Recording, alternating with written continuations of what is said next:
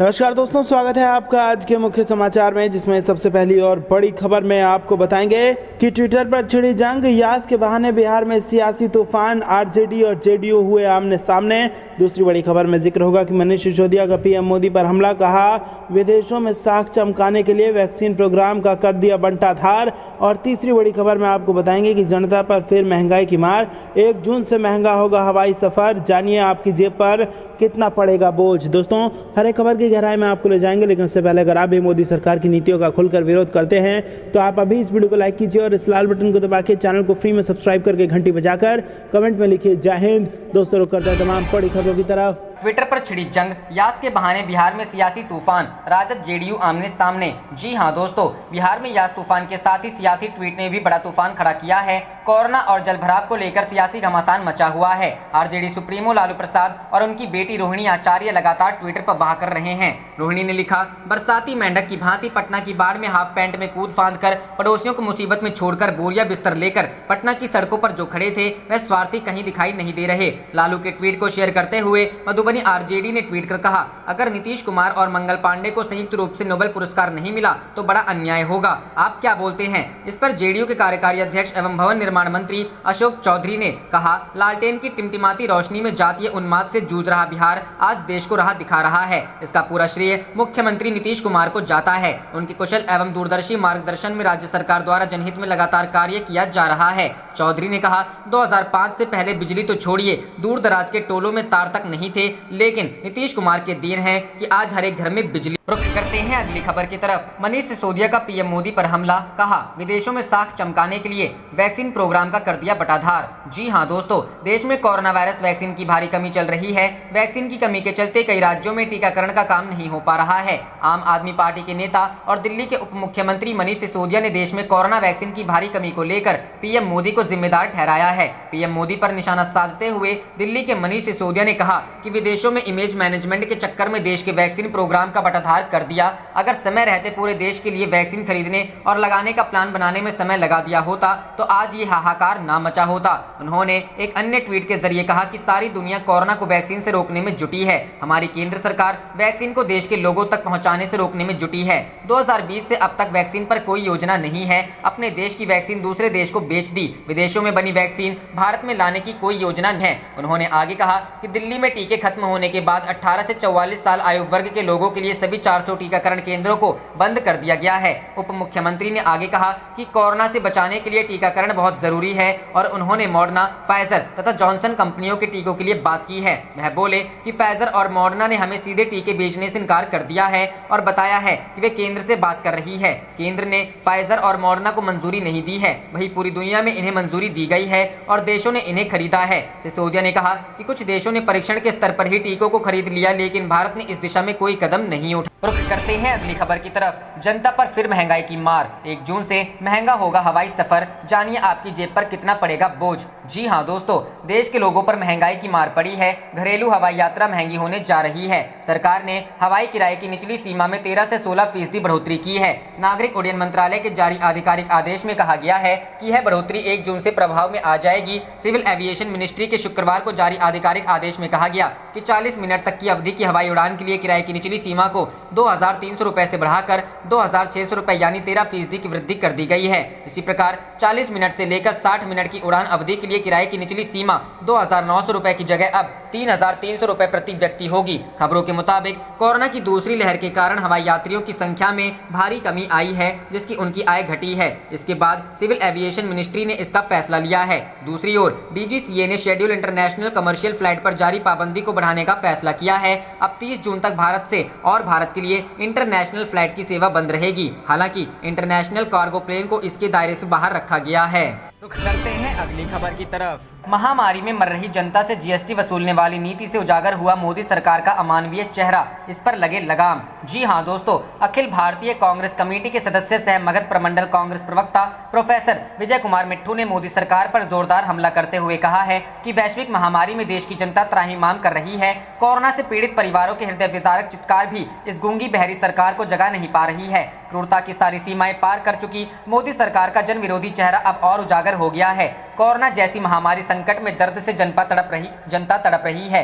उस स्थिति में सरकार मास्क, सैनिटाइजर, साबुन, दवाइयां, वेंटिलेटर, ऑक्सीजन जैसे अति आवश्यक चीजों पर भी 5% से 18% तक जीएसटी वसूलने से नहीं चूक रही। यह निर्दयता एवं असंवेदनशीलता का चरम है। इस अवसर पर युगल किशोर सिंह, अशोक सिंह, विद्या शर्मा, दरजीत कुमार, टिंकू गिरी, doctor Anil Kumar Sinha, doctor Shrimati Rekha Sinha, doctor Madan Kumar Sinha आदि नेताओं ने कहा कि कांग्रेस पार्टी के राष्ट्रीय अध्यक्ष सोनिया गांधी, राहुल गांधी, प्रियंका गांधी, सभी राष्ट्रीय, प्रांतीय, जिला, प्रखंड, पंचायत, गांव तक के नेता कार्यकर्ता लगातार केंद्र सरकार से कोरोना महामारी संकट में उपयोग में आने वाले सभी आवश्यक सामग्री को जीएसटी के दायरे से बाहर यानी इस सामग्रियों पर किसी प्रकार का टैक्स नहीं लेने की मांग कर रहे हैं। परंतु मोदी सरकार के वित्त मंत्री सीतारमण ने जन विरोधी बयान देते हुए ऐलान कर दिया है कि केंद्र की सरकार इन सामग्रियों पर से जीएसटी नहीं हटाएगी। कांग्रेस नेताओं ने कहा है कि आज देश की 138 करोड़ जनता जान बचाने के लिए कोरोना महामारी से बचाव हेतु लगातार 15 महीने से मास्क, सैनिटाइजर, साबुन का प्रयोग नित्य दिन कर रहे हैं तथा लाखों पीड़ित मरीज दवाइयां, ऑक्सीजन आदि का उपयोग कर रहे हैं, जिनसे सरकार अरबों रुपए जीएसटी से टैक्स वसूल रही है।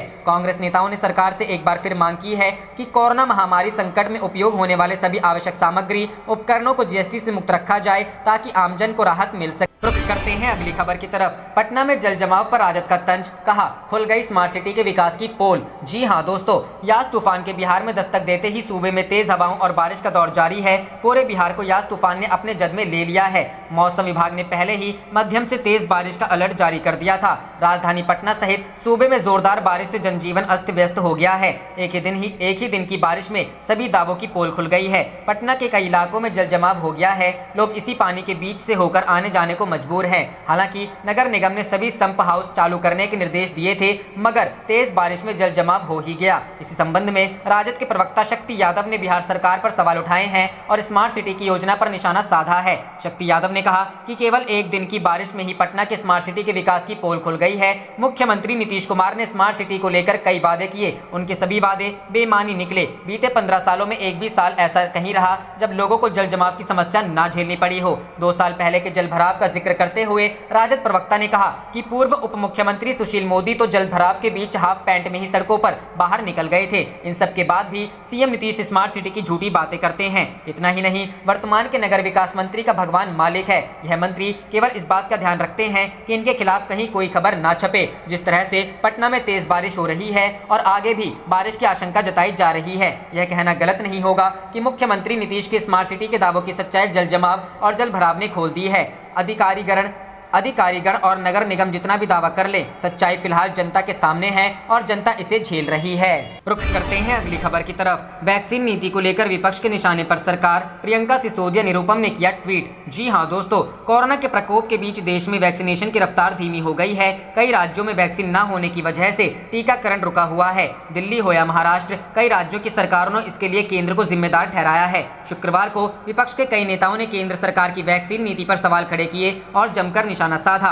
विदेश वैक्सीन भेजने पर भड़के सिसोदिया। दिल्ली के उप मुख्यमंत्री मनीष सिसोदिया ने ट्वीट कर लिखा कि जिस डोमिनिका को हम अपने बच्चों के हिस्सों की वैक्सीन भेजकर इतरा रहे थे, वो न सिर्फ हमारे अपराधियों को पनाह दे रहा है, बल्कि पकड़े जाने पर आसानी से यहाँ लाने भी नहीं दे रहा। मनीष सिसोदिया ने इसे वैक्सीन नीति और विदेश नीति का फेलियर करार दिया। प्रियंका ने जीएसटी को लेकर निशाना साधा। कांग्रेस महासचिव प्रियंका गांधी वाड्रा ने भी केंद्र सरकार पर जमकर निशाना साधा। प्रियंका गांधी ने कहा कि महामारी के समय एम्बुलेंस, बेड, वेंटिलेटर, ऑक्सीजन, दवाइयों, वैक्सीन के लिए परेशान हुए लोगों से कोविड संबंधित उत्पादों पर जीएसटी वसूलना निर्दयता व असंवेदनशीलता है। प्रियंका ने कहा कि आज जीएसटी काउंसिल में सरकार को कोविड से लड़ाई में इस्तेमाल हो रही सभी जीवन रक्षक दवाइयों व उपकरणों पर से जीएसटी हटाना चाहिए। प्रियंका गांधी के अलावा कई अन्य नेताओं ने भी कोविड से जारी लड़ाई में इस्तेमाल होने वाले उपकरणों पर लगने वाले भारी टैक्स को हटाने की मांग की थी। रुख करते हैं अगली खबर की तरफ। यूपी चुनाव के पहले हलचल तेज, योगी सरकार के कई मंत्रियों पर गिरेगी गाज। पीएम मोदी के करीबी देंगे आदित्यनाथ का साथ। जी हां दोस्तों,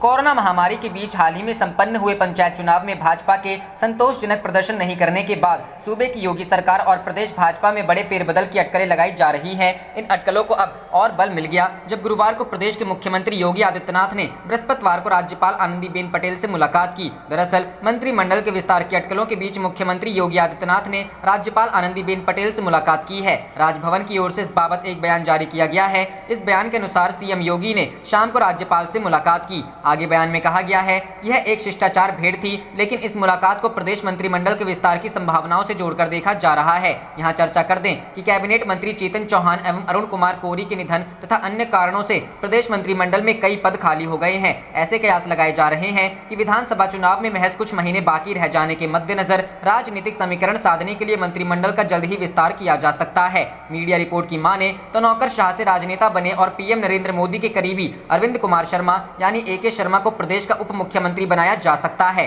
यही नहीं, जिन जिलों में पार्टी ने पंचायत चुनाव में खराब प्रदर्शन किया और कोरोना महामारी में उम्मीदों पर खरे नहीं उतरे, वैसे मंत्रियों पर गाज गिर। आप देख रहे थे आपका अपना चैनल जय हिंद जय भारत।